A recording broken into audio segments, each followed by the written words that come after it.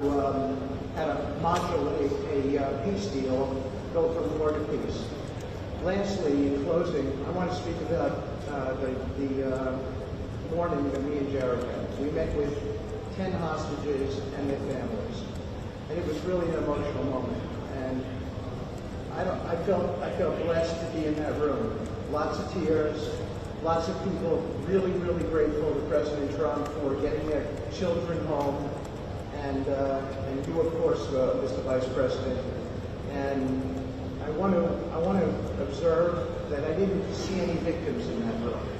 I saw strong people who have come out under very difficult circumstances. Their families are reunited, and they are so grateful.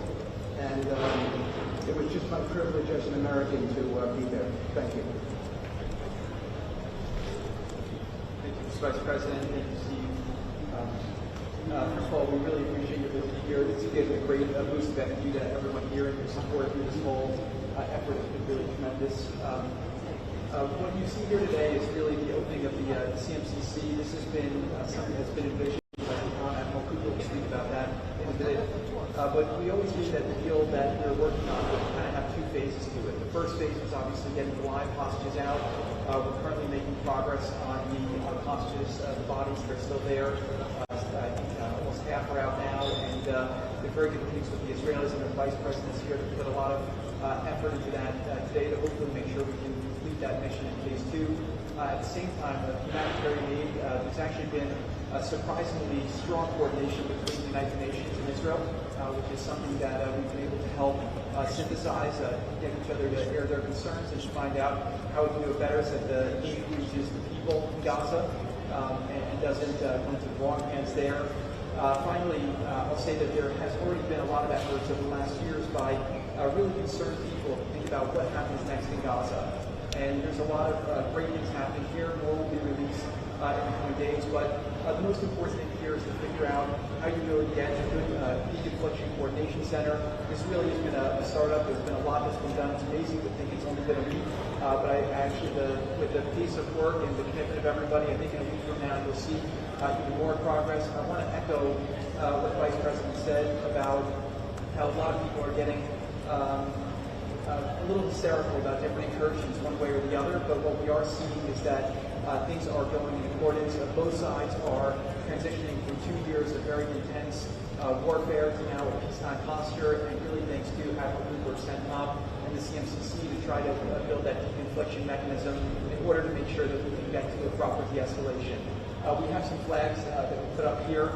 This is not fully representative of the countries that are here. It's happening very rapidly. The people are agreeing to come on board, agreeing to help.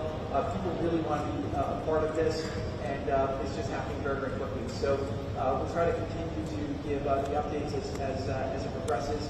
But really just thank you to the entire team here who's making all this possible. It's been a lot of sleepless nights around the clock effort, and it's really been great coordination because everyone believes that it is possible to create something better in Gaza, and we have to believe it, we have to work hard for it, and if we all work hard to do that, then I do believe a great outcome is possible.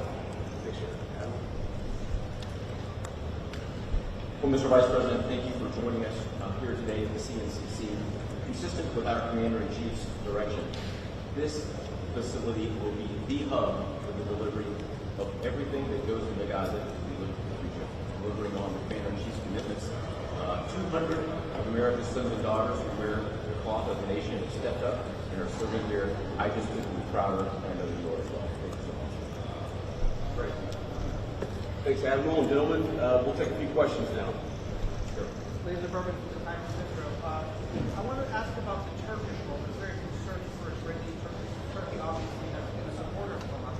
What role will they have, and will they have troops that will be on the ground here or in the Gaza? Well, I think first of all, what troops are on the ground in Israel is going to be a question the Israelis have to agree to, and I'm sure that Prime Minister Netanyahu will have opinions about that, but we think everybody has a role to play here. Some of that's going to be financial, some of that's going to be in reconstruction, some of that's just in communication with the various parties to ensure that this deconfliction process actually works and is implemented. We're not going to force anything on our Israeli friends when it comes to foreign troops on their soil, but we do think that there's a constructive role for the Turks to play, and frankly, they've already played a very constructive role. We're very grateful for that. And you asked, have they supported Hamas in the past? No one who is a party to this conflict can look at the past and not point at something that they don't like or that they disagree with. Everybody who's been involved in this conflict can point at one other person. One of these flags can point at another flag and say, we hate that person for various reasons. The way that we're going to get to peace is to focus on the future, which is what the President of the United States has asked us to do. And we think everybody here is very willing to do that and is very eager to engage that. Yeah. Ceasefire deal took months to negotiate. What do you think the likelihood is that it will last long term? If you'd like to put a number on it, that's the same.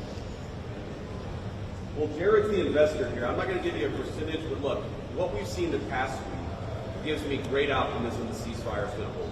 And if we get from where we were a week ago to a long-term, durable peace between Israel and Gaza, there are going to be hills and valleys. There are going to be moments where it looks like things aren't going particularly well. But given that, and given the history of conflict, I think that everybody should be proud of where we are today. It's going to require constant effort. It's going to require constant monitoring and supervision. That's part of the reason that Admiral Cooper and his team is here, is to mediate these disputes, to mediate these disagreements as they come up. But look, right now, I feel very optimistic. Can I say with 100% certainty that it's going to work? No. But you don't do difficult things by only doing what's 100% certain. You do difficult things by the President of the United States has asked us to do. Sir. Mr. President, Suleiman Massoud from Cannes. First of all, thank you for brokering the ceasefire deal. Two questions for you. Hamas was supposed to bring back all the hostages within 72 hours. There are still deceased hostages that are still in Gaza. Will you put a deadline for Hamas to bring back all these hostages? And the second thing, President Trump tweeted about this today, Hamas killing their own people in Gaza, Palestinians who work for Israel. What is your warning to Hamas about that? Yeah, so Steve, I'm going to ask you to follow up here, but let me say just a couple of words about the deceased hostages. And one of the stations that I met with, one of the groups that's working on this that I met with earlier, they actually have a photo of the 15 deceased hostages who are still in Gaza. It is a focus of everybody here to get those bodies back home to their families so that they can have a proper burial. Now that said, this is difficult. This is not going to happen overnight. Some of these hostages are buried under thousands of pounds of rubble. Some of the hostages, nobody even knows where they are. That doesn't mean we shouldn't work to get them, and that doesn't mean we don't have confidence that we will. It's just a reason to counsel in favor of a little bit of patience. This is going to take a little bit of time. And look, our warning to Hamas is very straightforward. The terms of the 20-point plan that the President put out there is very clear. It's supported not just by Israel, but by all of our Gulf Arab friends. It's that Hamas has to disarm. It's that Hamas has to actually behave itself. And that Hamas, while all the fighters can be given some sort of clemency, they're not going to be able to kill each other, and they're not going to be able to kill their fellow Palestinians. Now again, that's going to take a little bit of time. We're talking about how to set up the security and humanitarian apparatus to put all this in place. But right now, where I stand, I feel confident that we're going to be in a place where this peace lasts, where it's durable. And if Hamas doesn't cooperate, then as the President of the United States has said, Hamas is going to be obliterated. Steve, do you want to add anything about the hostages? Okay, great. Ma'am.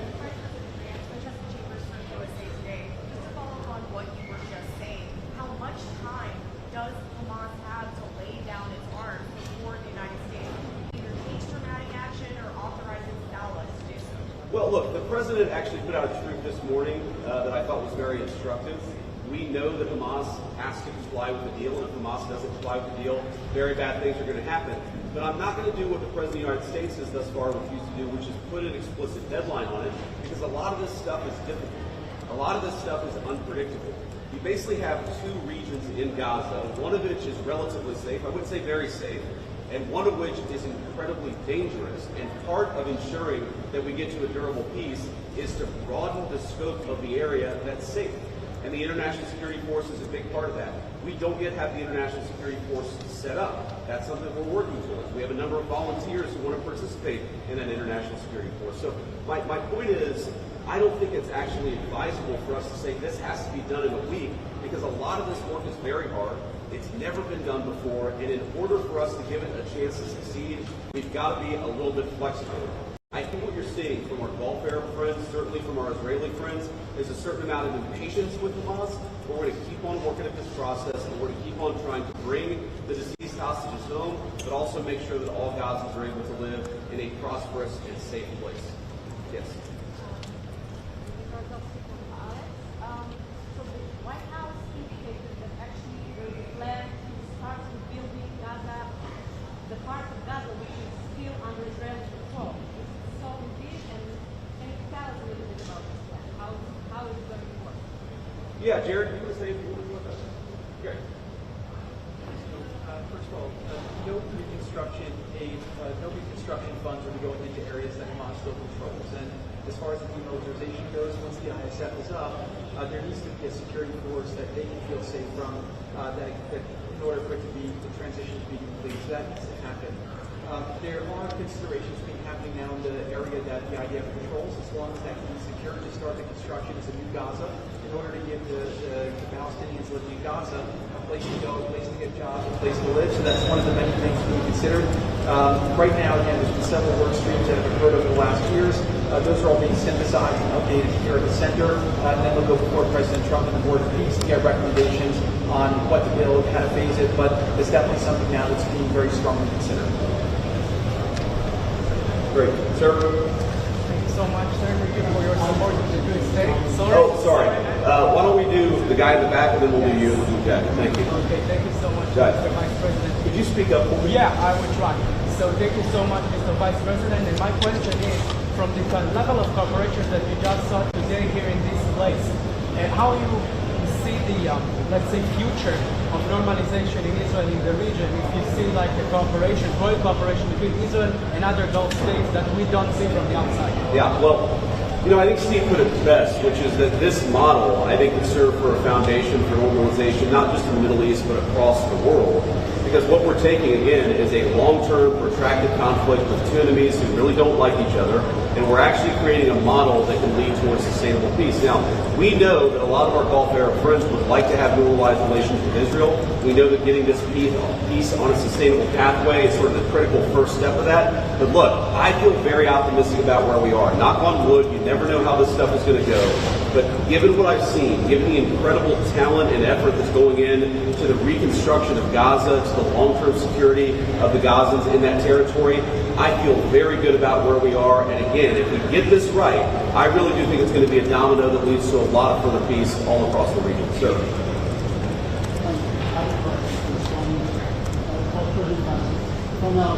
Firstly, the quick one is, did you come here because you thought Israel massively overreacted? And secondly, following the reaction to this plan, do you now believe it to be feasible to have a governance structure of Gaza that does not include strong Palestinian? Well, so the first question, no. My visit had nothing to do with events in the past 48 hours. We had actually tried to plan this visit, frankly, months ago, and now we thought this would be a good time to do it. It ended up working out. As you know, sometimes calendars are difficult, especially when you're the Vice President of the United States. But I wanted to come. I wanted to check in on things. I wanted to, talk to the troops who are working very hard to coordinate this massive relief effort. And I wanted to just see how things are going and put some eyes on it, so I could call the President of the United States and actually. It's one thing to read about it. It's one thing to talk with Jared and Steve on the phone about what's going on the ground. It's another thing to actually shake somebody's hand, to look them in the eye, and to understand what are the challenges, what are the things they need from me. I mean, I heard from relatively junior troops very simple things that would make their lives easier that I'm going to take back to Washington and hopefully help them with. That's why you do a visit like this, not because of anything that's happening on the ground. On your question about what is the ultimate, authority in Gaza look like, I don't know the answer to that question. And I think what's so cool, what's so amazing about what these guys have done is that we're creating a governance structure that is very flexible to what happens on the ground in the future. We need to reconstitute Gaza. We need to reconstruct Gaza. We need to make sure that both the Palestinians living in Gaza, but also the Israelis, are able to live in some measure of security and stability. We're doing all those things simultaneously. And then I think once we've got to a point where both the Gazans and our Israeli friends can have some measure of security, then we'll worry about what the long-term governance in Gaza is, let's focus on security, rebuilding, giving people some food and medicine. If we get to the point where we're arguing exactly what the governance structure of Gaza is long term, then we should pat ourselves on the back. That's a very good problem to have, but I won't anticipate that problem before we actually have it. I'll take a couple more and we'll get moving. Ma'am. Would you speak up? Renata Brito with the Associated Thank you. Press. Could you give a bit more details about the International Security Force, which countries are going to be part of this, are these troops in Gaza, and also about the disarmament plan or the mission plan? Are there incentives for Hamas to do that in a timely fashion? Any details? Well, the incentives are that unless Hamas disarms in accordance with the agreement, very bad things are going to happen, right? And also the incentive is that if they disarm, there is a better future for everybody on the other side of it. But in terms of the International Security Force, Steve and Jared, Admiral Cooper, are working on that very issue right now. Remember, this peace deal was struck under the president's leadership literally a week ago. The hostages were returned, 6 days ago, 5 days ago? So we're in the phase now where we're actually starting to conceptualize what that international security force would look like. I think it's important for Americans to know a couple of things. Number one, there are not going to be American boots on the ground in Gaza. The President of the United States has made that very clear. All of our military leadership has made that very clear. What we can do is provide some useful coordination. How do you take, the Gulf Arab states, plus Israel, plus plus the Turks, plus the Indonesians? How do you actually get those folks to work together in a way that actually produces long-term peace? The only real mediators are the United States of America. So that's the role that we're going to play. Be proud of them. They should know that there are going to be no American boots on the ground in Gaza. Sir, in the back. Vice President, thank you very much. I would like to ask about a different threat. We see Iran rearming again, trying to build again their nuclear weapon. Could we expect in Israel to see the U.S. Army attacking again in Iran? Could you ask the very last part? Could we expect the U.S. Army to attack again in Iran like you did in the last time in Saudi? Well, I'm not going to make any announcements here today. The President of the United States has been very clear about our policy with regards to Iran. It's that he actually wants Iran to be prosperous. He wants to have good relations with the Iranians, but they cannot have a nuclear weapon. And so we're going to keep on using and exhausting every diplomatic means possible to try to ensure that Iran does not have a nuclear weapon. That's our focus, and that will remain our focus for the indefinite future. Let me just leave us with one final thought here. So I've been to Israel once in my entire life. I came for about 36 hours, and as a Christian, I think the world's Christians will know that this country, that this region of the world means a great deal to me. And at some point today, I hope to go, or at some point in the next couple of days, I should say, I hope to go to the Church of the Holy Sepulchre, which Christians believe is the site that Jesus Christ was crucified in. And I know that Christians have many titles for Jesus Christ, and one of them is the Prince of Peace. And I'd ask all people of faith, in particular my fellow Christians, to pray that the Prince of Peace can continue to work a miracle in this region of the world. I think that we have made incredible strides over the past week. We're going to have to make a lot more, but I think with your prayers, with God's providence, and with a very good team behind me, I think we're going to get it done. Thank you all. Thank you very much.